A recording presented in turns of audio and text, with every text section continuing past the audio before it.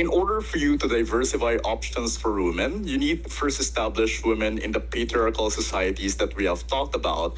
Because when they talked about genderless choices, I first want to ask, how are you going to do this in the first place when you are led by the moral high grounds of patriarchy, which doesn't dissolve the problems of like maternity, for example, doesn't dissolve the problem that women are currently facing when they do labor jobs, for example. That's the reason why you don't have any maternity protection mechanism in your side whenever they could do this works in the first place. I think the reason why women cannot like actually compete within these areas is because we don't protect this motherhood and all of the signifiers of feminine genius that we have talked about. And we say that in order for you to get the moral high ground that they pointed out, you actually need to diversify options that you need as a movement. I first want to point out also that you cannot just choose to be in the middle of everything when the opposite direction isn't built enough, respected enough, and much worse, not catered enough for you, since you're entering a different segment that requires higher floor of efforts. You get the status quo in opposition, wherein efforts of feminist movement are washed, ignored, and viewed as somehow radical or niche because it's not representative enough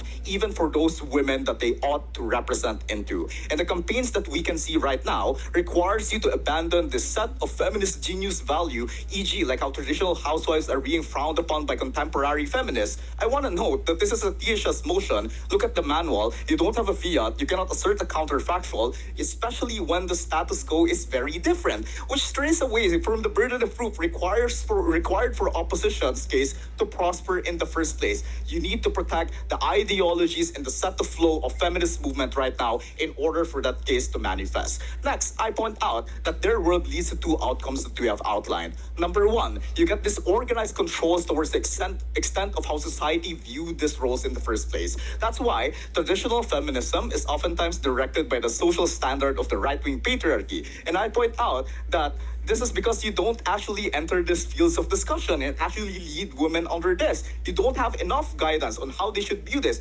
how you should not opt into the exploitative means of application of this belief in the first place. So when they talked about like, right wing are actually controlling these narratives in the first place, then that actually proves our point why feminist movement as a whole should literally embrace this in order for you to regulate how the conditions of those women are actually suffering right now. Take a look at their logic. They say that you don't get protection for trans women or any other factions of women since you cater to the belief that maternity is important for a woman. Really? This sounds like those senators saying that they cannot vote for divorce law because they cannot do it, because they love their own wives. Therefore, it's not helpful. But what we point out in exclusivity is how you will not leave these people on the ground. It doesn't mean that it needs to be the most representative form, because this isn't the only concept that feminist movement is embracing. The question of this debate is whether we should embrace this or not. And we say that yes, you should embrace this in order for you to help these people on the ground that you cannot do, and you cannot just literally insert and get that buy-in in your side of the house. Number two, you represent fewer women on the ground who don't have the option to be a girl boss, who cannot choose to stray away from their Christian ideologies and any other traditional feminine standard that the majority of women within the status quo believe. In opposition, until their deputy, they still haven't explained how you get the general good of reaching out to the majority of women to follow your beliefs and actually tend to help their situation. Because I want to note, Joseph was clear in pointing out that intersectionality is what breeds progress for women as a whole.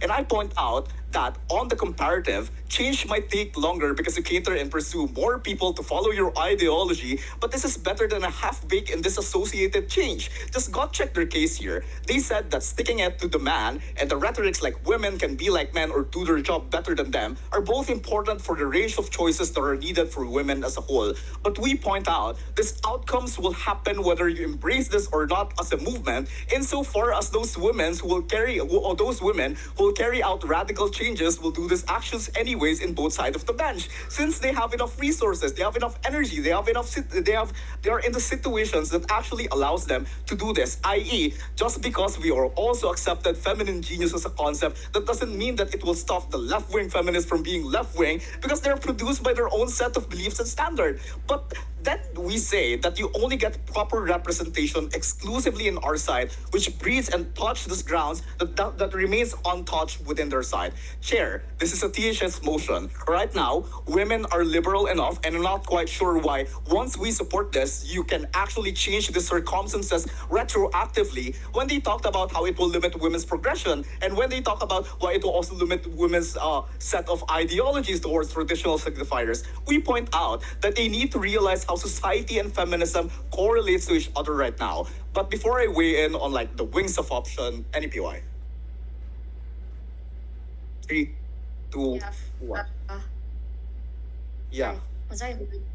So, on that point, your entire argument relies on a contradiction that if women are historically locked out of competition because their rights are not legally or socially protected, why is your solution to double down on the exact biological essentialism that marginalized them in the first place? Okay, let me respond to this. Clearly, how can you protect maternity leave if your entire propaganda is genderless? You cannot assert how important motherhood is if you don't actually emphasize how important motherhood is. So, we point out that on that set of wing, you get no margin of change. So, let's weigh in then whether this creates a moral stagnation which leads to static roles that opposition mentioned. Number one, we point out that we already have dominant discussion and support towards wage gap and etc. and all of the problems that they have mentioned. I'm not quite sure why it will change. Number two, in the status quo, the feminist movement aren't accepted enough because it's filled with the rush ideologies that tends to be misaligned with women, with with majority of women, since the radical protest like sticking it to the man that also targets traditional women. But when we point out that women right now are oftentimes clinging to be a mother, oftentimes clinging to